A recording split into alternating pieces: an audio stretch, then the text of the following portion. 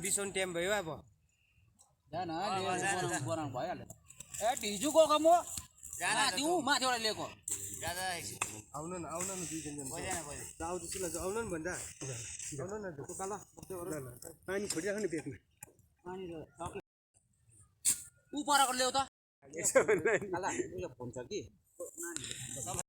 ल गाइस केटाहरूले चाहिँ आज चाहिँ झारमुडी खाने अरे र मेरोमै छ है र अहिले चाहिँ ढिलो भएर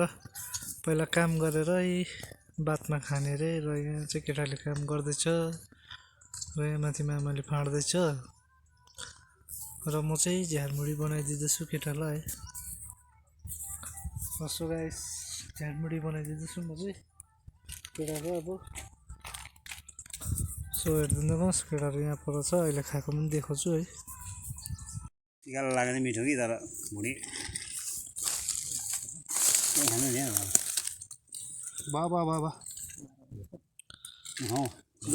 लु अब चाहिँ खाने केटाले लु खाँदै गर्न खान न भ्लगमा हाल्न आँटे क्या हो खाएको नि है मजा आउँछ नि हजुर छिटो ओइ सानो चाहिँ लागेको माइला चाहिँ बिहा गरेको छ छिटो खा चिन भाइ यो सारा बोलेको पानी पूजा हुन्छ होइन 1 बजे खा होला आएर